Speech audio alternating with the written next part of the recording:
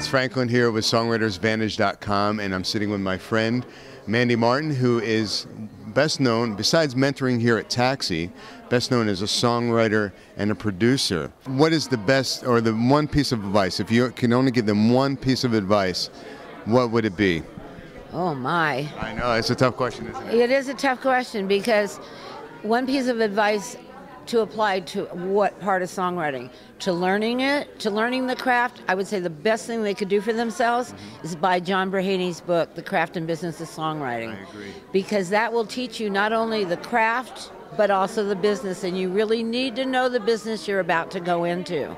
But can I, as a songwriter, just write and from my heart and not have to worry about the business? Well, if you decide you want to sign, you're lucky enough to get a publisher wants to give you money to be writing songs, because you don't want to just give your songs away for nothing. You know, I mean, the idea is, you find somebody that can support you as a songwriter, then you don't have to worry about the business side of it, or get an administrator. But you need to know, what does that mean? Most songwriters don't, what's an administrator?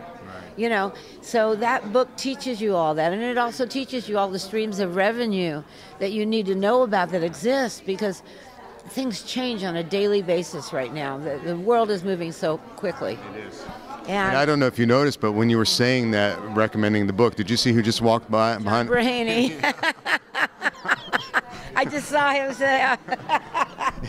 That's pretty. $10, John. That's right. Where's my referral fee? I know, Unplanned. Totally unplanned. Yeah. But yeah. Talk about timing, right? Yeah. Being at the right place at the right time, right? So for songwriting, for you, what is your most cherished memory of being a songwriter? My most cherished memory has to be when I first played a song for Sam Cooke, and I was in high school, and we started working together. And he told me that he loved the way I wrote, and he embraced me. I'm getting goosebumps. Yeah, I mean, he became my mentor, and I started recording with him when I was in high school. I produced and wrote and sold my first record when I was still in high school. Wow. And he heard what I had done, and I had signed a label deal with a label right down the hall from his office. And my producer at the time brought me down to his office to look for more material. And so Sam wanted to hear what kind of writer and everything I was. So I played him some stuff, and he said, "Wow, I don't have anything any better than that," And that's a great compliment. Yeah. I wrote this song for my cousin Dee Dee called Dee Dee. It was like, I was 16, And he just loved the song. He picked up the guitar and started singing along with it. And, it was like, wow, I love this song. It was like, and my biggest thrill, I think, I think the innocence is really something. Innocence played a big part in my early stage, because I was not aware that I was surrounded by such greatness. I just knew that I loved this guy and I loved his music. Never did I ever imagine what an icon he was or would become or whatever. He was just Sam to me, and he and his partner, they were just so good to me. And I recorded with him in the studio. I sang with him background on it when I was in high school on a song that he produced called Meet Me at the Twistin' Place on Johnny Morissette's record. And it was Sam, his manager, J.W. Alexander, and me. And they put me, I'm the white voice, if you listen to it. Okay, I'll have to take a listen. They put me, I have it, it's a box set. I have it in a box set, Sam Cooke box set. But they put me on the record so they could get play on the white stations. Because in those days it was called black music, not even R&B really. It was black music. And was it also at that time race music? I was going to say that's the term that I'm familiar with, race music. Race music, yeah. And so they wanted KFWB to be able to play that record, and so they put me on it. It was like... But even that, at that time, wasn't that a little risque with a white girl with black men? No, because it wasn't that kind of a situation, and it wasn't that... I had started singing background in the studio with a lot of people. I had worked with, like, Ricky Nelson, Sam. As the time went on, I did some work with Johnny Rivers, Jan and Dean, just a bunch of people, I was always around the studio. Every chance I could get, I was a fly on the wall. Every chance I could get that. They didn't have schools back in those days. I've been doing this since before mono was a disease. Okay? So, I mean, when it referred to the Beatles recordings. Yeah, before that, yeah. And it's like, you know, remember the cylinders? Well, I'm right after that stage, you know. But see, the problem is that I, you know, when the recording process in those days first was mono, you know, and then 3-track, and then we would ping pong tracks to get more multi-tracks. And then I went to work for Ray Charles, and I had already recorded for Columbia in '65 as an artist. We had the first 8-track in town. Ray Charles was still recording on a 3-track, an Ampex 3-track with knobs, not faders, but knobs, you know, doing his masters. You know, vocal in the center, band left, right, you know.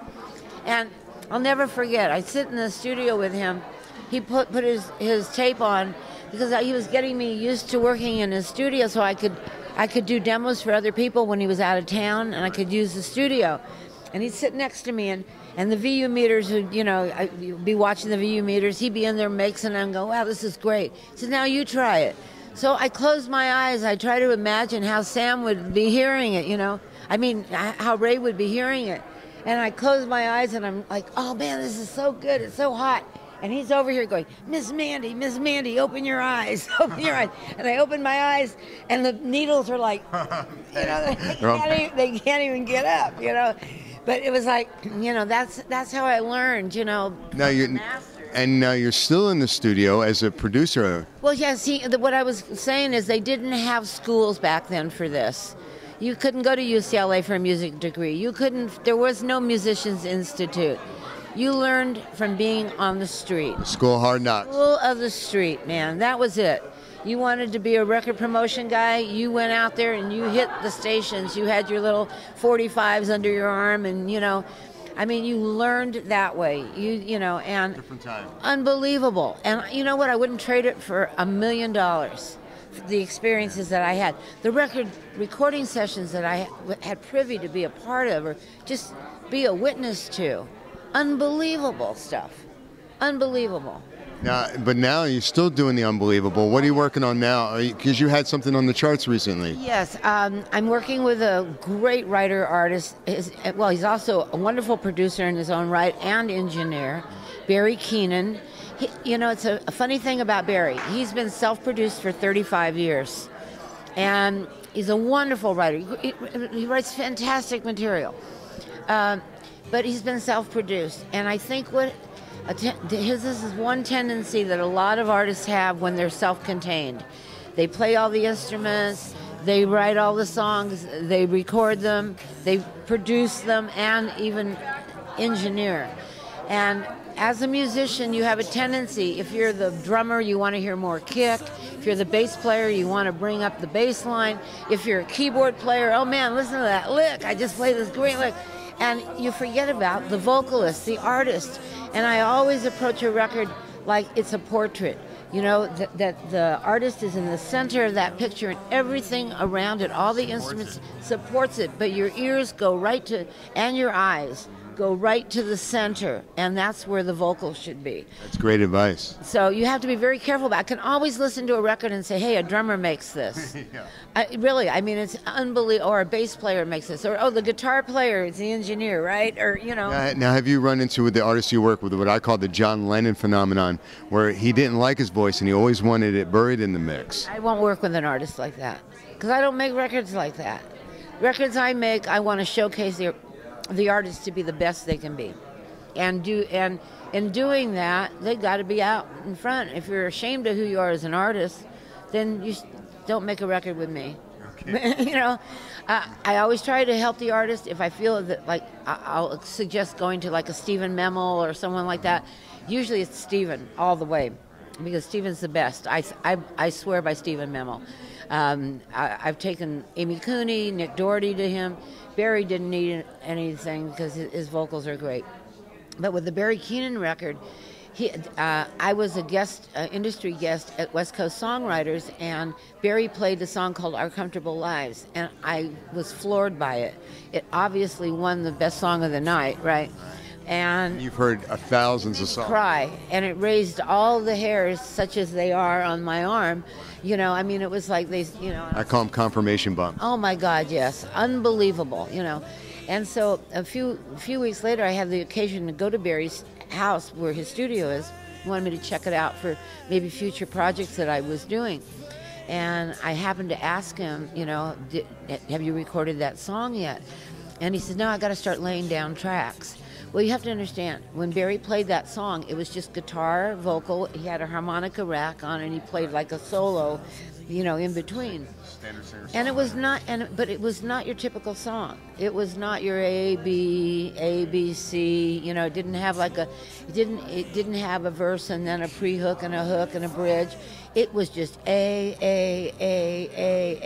Something totally that I would always discourage a writer to stick to that formula, because it's, you know. But his song was riveting. The lyrics were riveting in the song. His delivery was riveting. When I heard it, it just left such a lasting impression. And Barry has always been known for big tracks on his records. And I thought, this song needs to stay simple. This is so totally not like the rest of Barry's stuff. And so when I asked him if he had cut it, he said, I got to start laying down tracks. And I said, what do you mean, like with drums and bass and all that stuff? He said, yeah, you know, like, you know, track. I said, oh, okay. And he said, why? How would you do it? I said, well, I only heard it one time, but I can tell you that I would keep it simple. Keep it simple, stupid. You know? Less is more sometimes. Yeah, absolutely. I would stick with your acoustic guitar on this. I would maybe bring in a couple of other acoustic guitars to add a little more dimension to it, because of the fact that it doesn't go anywhere structure-wise. We got to build it musically, but not make it bigger than the song is, you know.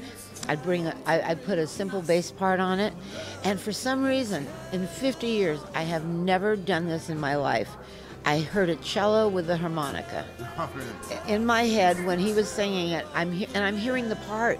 I'm hearing the lick that the cello is playing. I played cello for 8 years when I was in school.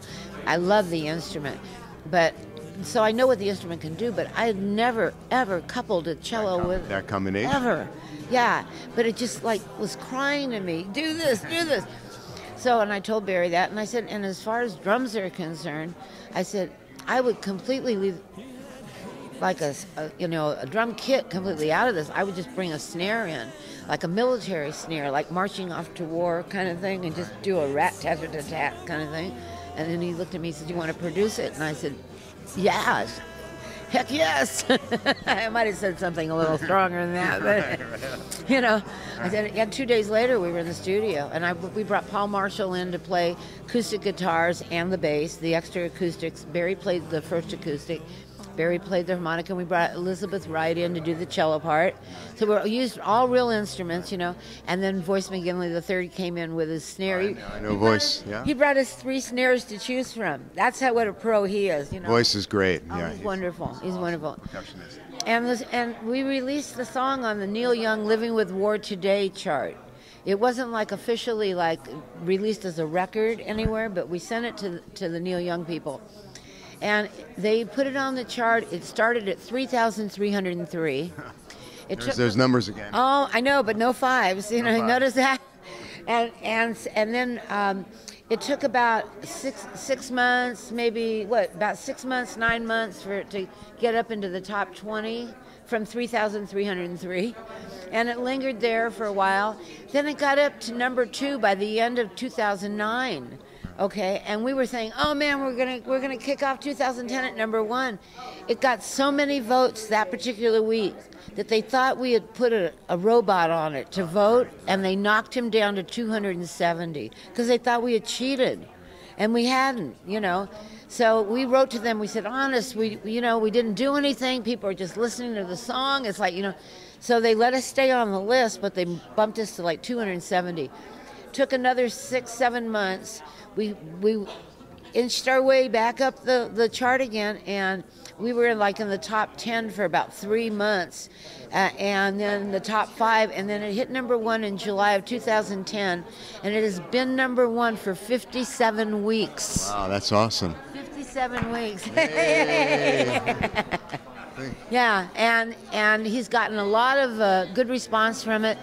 He was asked to be a part of a book, a French textbook on the American songwriter, because of this song. Awesome. They're using the lyric of that song in the book, along with Eminem, Neil Young, just a long list of very famous and successful songwriters. So that's all being a part of so these little things. So kudos to Barry's talent, and you're the Georgia Martin. Yeah. For Barry. You know what he calls me? Not his producer. I'm his reducer. That's great. That's great, and that's a great. Finished his solo CD. I collaborated with him on production, but it's all Barry. And when will that be available? We're going to be releasing spring of next year. Okay, and where can people find that? Actually, you can go to barrykeenan.com to check out what the progress is of that.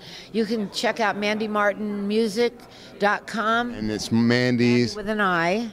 Mandi. Right, I want to make sure. Tin, music.com, yeah. And I'm on Facebook too, Besides the songwriting and the producer, I hear you're famous for another thing, which is, I was kind of surprised because I just found out about it today. Wow. I hear you're the pinball wizard. I am. I'm the queen of pins. I even just became a question in the new Trivial Pursuit game. I learned how to play pinball in Nashville when I was a staff songwriter, and my buddies Waylon Jennings and Tom Paul Glazer and this disc jockey Captain Midnight used to be down at a place called the Burger Boy, and I'd be up at my publisher's writing at 3, 4 in the morning, and I'd come down after writing, and they'd be there with their brown bag of Jack Daniels or whatever it was, and I learned on their quarters. And then it was great. I came back to LA and I started working in the producing projects here. And I couldn't go home and go to sleep after I get out of the studio. I was really wound up. So I found a couple of great 7-Elevens in Burbank. Okay. And I got a roll of quarters, this time with my own money, so I had to be frugal, And I just made those quarters last longer and longer and longer. And pretty soon, the people that worked at 7-Eleven would bring me coffee in the morning because I'd still be there when the new shift would come in. And they'd offer me the employee's restroom to clean up at, and stuff. And so I was just leaving 7-Eleven because I had another appointment to get to, because I was just playing and playing. And so somebody said, Mandy, you should go for a world record. And I said, that's not a bad idea. So I did. I put it together, and in 1978, I broke the world record for the first time. I played for 140 hours and 32 minutes. Wow. And then in 1979, my record had already been broken a couple of times. It was up to 216 hours, and someone asked me if I would do a grand opening for this pinball slot machine company. And I said, well, if I'm going to do a grand opening, they want me to play for the weekend. Right. I said, I want a new record. So they agreed to let me go for a new record. And I raised money for City of Hope. And I played for 505 hours. Which is how many days? 3 weeks and 1 hour. And I held that record from 1979 all the way to the year 2000. And in the year 2000, I decided to break my own record. My husband had passed away a couple of years before that, and I needed something to get my groove back, and Right. I just needed something to feel good about myself. So Stella got her pinball back, huh? Yeah, that's right. Stella got her pinball back. So I went into training and the whole deal, and I got 5 charities this time, and I played for 555 hours, 55 minutes, and 55 seconds as I turned 55. Wow. And raised money for 5 charities. Awesome. That's awesome. And my birthday equals 5, March 20th. So I guess 5, I'm stuck with 5, Yeah. Now, people know you as a songwriter. Have you ever written any songs about pinball? Actually, I have. I wrote a love song to my crew because I had about 200 friends of mine who came down and helped me, you know, break the world record. I mean, they fed me, slapped me around with cold wet rags, you know, and just kept me going, you know, because I slept and played at the same time. I used self-hypnosis, and people were giving me like vocal commands like, hit it, Mandy, or, you know, pull it, or whatever, you know. So, and Slash loaned me one of his machines for my last record. Wow. So I played on Slash's machine. He was calling me all the time to check on me. How are you doing? You know, like, you know, what hour are you into? You know, and stuff like that. I was getting a lot of encouragement. But, yeah, you know, I wrote a song called All the Love in Your Eyes, which was a thank you for all of the people that came and helped me out. It was probably the hardest song I've ever written in my life because it had to apply to everybody, but it was a one-on-one love song, like I would be looking at you and singing to you and mean the same thing to everybody else, you know. So, it was like I hit all the targets, I lit all the lights, I played games for hours, through days and through nights. To win was my object, to get the first prize, but I won something better, All the Love in Your Eyes. Oh, very nice. And, you know, it goes on from there. And then I wrote a song called It Takes a Lot of Balls. That doesn't surprise me from you. Pinballs, that is. And so I put out a single, actually, with those 2 songs on it that we were giving away to people when they make donations to any of the charities. You know, it wasn't like out in the marketplace, but yeah, I'll have to get you a copy of that. I'd really like to hear that. Oh, yeah. I really appreciate your time. Oh, thank you. Thanks for everything that you guys do. We love you, Mandy. Thank you so much. You too. Mwah. Did you get a good sound on that kiss? Yeah. I'm Franklin with songwritersvantage.com. We'll see you again real soon. Bye, everybody. I love your guy. I thought you ought to know. Don't ever say I never told you so. And I'm warning you. Don't let him get away from you. Listen, girl, what I'm telling you. Don't let him get away from you. Can't you see that I love him too?